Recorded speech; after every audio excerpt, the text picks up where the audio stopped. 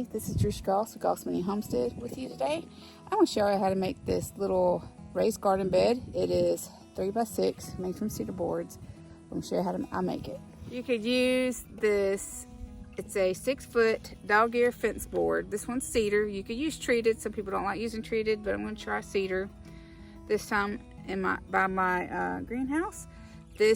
I think these cost me about $3.50, maybe roughly $3.48, something like that. I think treated here is like $2.20 for a 6-footer. So we have used treated in our other raised bed area, but this is what I'm using. So you need 9. You need 9 of these boards. You're gonna cut 3 into sections. So you're gonna cut 3 in half. That's for the ends. So you can come at, that's 3 foot. And the other 6 are for the long side. So for the ends, you're gonna need, this is my scrap wood, you're gonna need 4 16 1/4 pieces cut. That's for this here, the corners, that corner and the other corners. It cut 16 1/4 because from the measurement from the width of this, or the height, is 16 1/2. So I cut it 16 1/4 so it goes right below that rim there. You're also going to cut, I cut 12 inches. So these are 12 inches of scrap wood. It's treated. These are actually treated. I cut them for the center supports. So the center of this boards, center of that board, and the center of the end boards. Because when you fill them up, they're going to bulge sometimes, or over time, the wood kind of warps if you don't put support or a brace. Sometimes you could put, if you got a really long, like an 8-foot section, you buy the 8-foot boards and do 8x4. And I don't know if they have it in cedar, but they have it in treated. But you could do 8-foot boards by 4 foot. But I would, if you did that, or even if you made them long and skinny, I would recommend putting like a support board like this way in between the two, screwing it to that center and screwing it to that center, so you have this supported in the middle this way.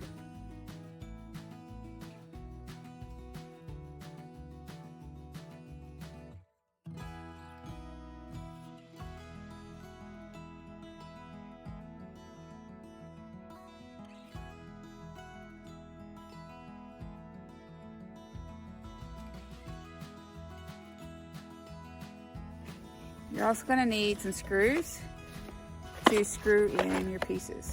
So I'm going to screw the ends together.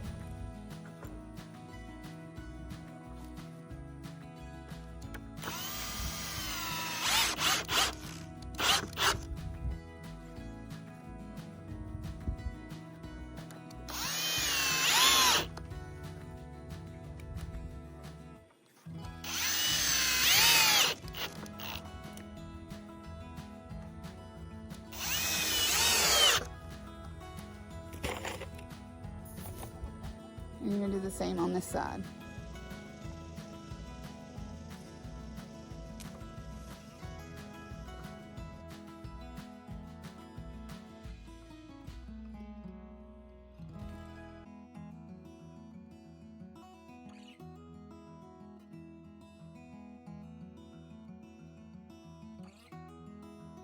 Okay, so you're going to repeat that process for the other side, and you're not going to do that for the end pieces just yet. So I'm going to do that, and now I'm going to add the brace board in the middle.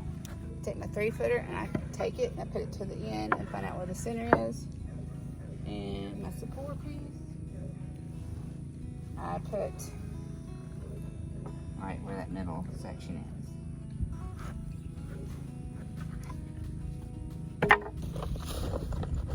You can measure it, be more perfect, especially if you want to put a brace across the whole middle.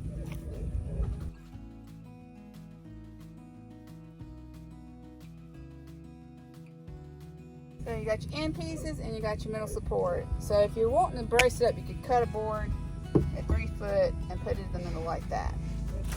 So you're going to repeat this process twice for the ends and the sides, and then I'll show you how to do the ends.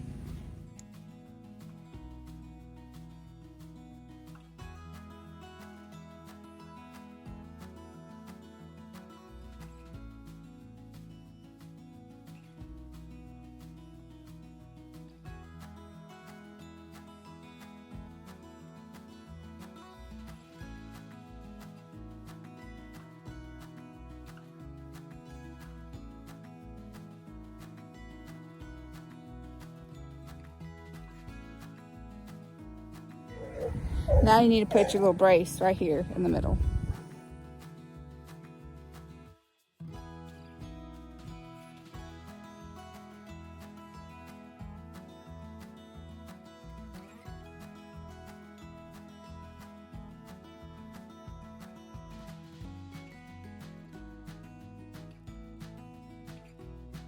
You can see the middle support, these supports, and you can put a board this way if you like. And Robin's filling this one up with some dirt. He's got one of our dogs walking around, seeing if he could take her in the woods. Robin took some old mulch we had that broke down and helped fill up my bed. I didn't get to show you what I put on the bottom, but there's feed bags. I'll show you with this one that you can put on the bottom to kind of help prevent the weeds from coming through. Yeah, probably another load, and then I can put the other. So these are what, twigs and some of the dirt that broke down that we had. What was it? 3 years ago or 2? 2 or 3 years ago. Yeah, we had mulch dumped, and I don't know if y'all saw that. And when we made this garden bed, where we took that. Yeah, where we took that mulch and we put it in there, but it has since broken down into some really good dirt. So we might actually ask next time they're near here to dump it again, but it broke down pretty well. If you have a hole, like a low spot on your property that they can get to, that's not too low, but maybe a dip where they could dump it, it turns into some really good dirt after a while. So you line your bed with it this way. It takes like 2 to 3 for these beds, but it's a great way to keep the weeds from coming up, or your grass, whatever you want to say.